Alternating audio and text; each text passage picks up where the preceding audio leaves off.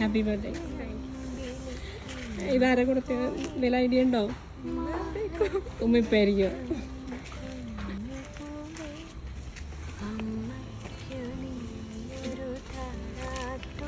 Okay, എന്താ പറയാനുള്ള അപ്പോൾ വിളിച്ചിട്ടുണ്ടായിരുന്നോ ഉമ്മ? സുഹറാരാ? ഉമ്മ അല്ലേ? ഓക്കെ.